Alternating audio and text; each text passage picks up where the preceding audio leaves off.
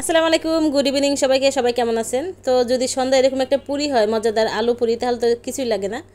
সন্ধ্যার আড্ডাটা একদম ফাটাফাটি জমে যাবে। তো পুরি তো আমি দেখাবোই, তার আগে আমি একটা সস তৈরি করে দেখাই আপনাদেরকে। পুরির জন্য একটা চাটনি, তার জন্য নিয়েছি ধনিয়া পাতা, পুদিনা পাতা, কাঁচামরিচ, সামান্য চিনি, বিট লবণ এবং টক দই। বেশ কিছুটা আমি টক দই দিয়েছি, প্রায় 3 চামচের মতো। টক দই না থাকলে আপনারা সেক্ষেত্রে লেবু রস দিতে পারেন। এবং একটু ঝাঁঝালো টেস্ট করার জন্য এখানে সাদা সরিষাটা দিতে পারেন। তো আমার বাচ্চারা সাদা সরিষাটা দিলে আসলে পছন্দ করবে না, তাই আমি দিইনি। দেখুন আমার টকটা রেডি হয়ে গিয়েছে, চাটনিটা। তো আমি এখানে আলু সিদ্ধ করে নিয়েছি, ডিম সিদ্ধ করে নিয়েছি এবং নিয়েছি শুকনো মরিচ ভেজে, এটাকে আমি ম্যাশ করে নিয়েছি খুব ভালোভাবে। এবং আটার একটা খামি তৈরি করে নিয়েছি, আটার ভিতরে তেল, লবণ এবং কালো জিরা দিয়ে খুব সফট করে একটা খামি তৈরি করে ঢেকে রেখেছিলাম। একটু ঢেকে রাখলে এটা আরও বেশি সফট হয়। এখন দেখুন আমি এটাকে হাতের সাহায্যে একটু মেলে নিচ্ছি। ভিতর অংশে দিয়ে দিলাম আমার সেই আলু, ডিম, মরিচ, লবণ দিয়ে মেখে যে একটা ভর্তা করেছিলাম, সেটা দিয়ে দিলাম। খুব ভালোভাবে এটাকে মাঝখানে দিতে হবে যেন ফেটে না যায়।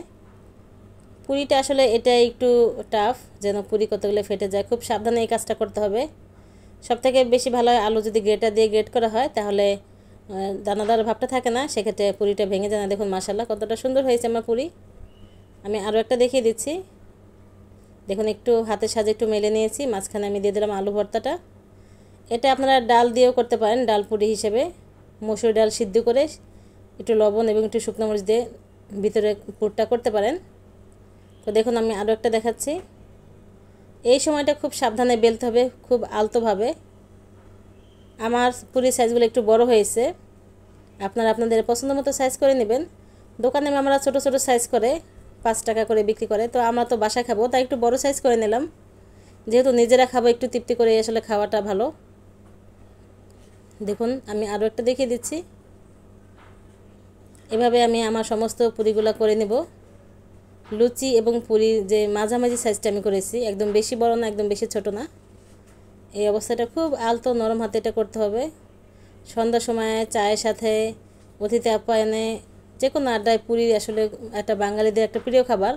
সন্ধ্যা হলেই বাঙালিদের দোকানে দোকানে পুরির একটা আসর বসে যায়। তো তাই ভাবলাম সন্ধ্যার সময় পুরি রেসিপিটা দেখাই। দেখুন আমার গরম তেলে ছেড়ে দিলাম একটা পুরি। পুরিটা আপনারা অনেক রকম করতে পারেন, ডাল পুরি, কিমা পুরি, আলু পুরি। তো আমি আজকে আলু পুরি করেছি, তো একটু ডিফারেন্ট টেস্ট আনার জন্য আমি একটা ডিম সিদ্ধ দিয়েছি। দেখুন প্রথম দেওয়ার পরে কিন্তু আপনারা ফুলবে না, একটু পরে যখন একটু নিচ দিকে প্রেস করবেন, একটু ঘুরিয়ে ঘুরিয়ে, তাহলে এটা ফুলে যাবে। দেখুন এটা বারবার নিচ দিকে একটু প্রেস করতে হবে। আমার পুরিটা ফুলে গিয়েছে। একটু সময় নিয়ে ভাজতে হবে এবং মিডিয়াম হিটে ভাজতে হবে।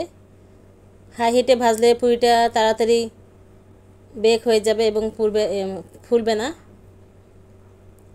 মিডিয়াম হিটে এটা বেক করতে হবে, একদম হাই না, একদম লো না, মিডিয়াম হিটে। দেখুন আমার পুরিটা ফুলেছে মাশাআল্লাহ, এবং কালারটা খুব সুন্দর হয়েছে। আরও একটা পুরি দিয়ে দিলাম। আমার পুরিগুলো দেখতে পাচ্ছেন বেশ বড় সাইজের। লুচি এবং পুরির মাঝামাঝি সাইজটা আমি করেছি। দেখুন আমি আগে বলেছি এক পাশ সামান্য ভাজা হলে আমি একটু উল্টে দেবো, উল্টে দিয়ে যখন একটু নিচ দিকে প্রেস করব ঘুরিয়ে ঘুরিয়ে, তখনই আমার পুরিটা ফুলে যাচ্ছে।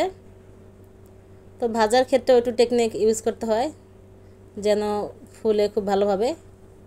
প্রথমে কিন্তু ফুলে না, যখন উল্টাবো তারপরে কিন্তু পুরিটা ফুলে যায়। দেখুন মাশাআল্লাহ ফুলে গেছে আমার পুরিটা। আমার প্রতিটা পুরি একদম ফুলকো ফুলকো হয়েছে মাশাআল্লাহ।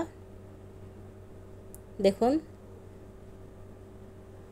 তো যারা ভাবেন যে পুরি বানানো খুব কষ্ট, আসলে এতটা কষ্ট না, খালি পুরির ভাজটা দেওয়া একটু টাফ। অনেক সময় খুলে যায়, আলুটা বের হয়ে যায়, একটু সাবধানে নরম হাতে করলে আসলে হয়ে যায়।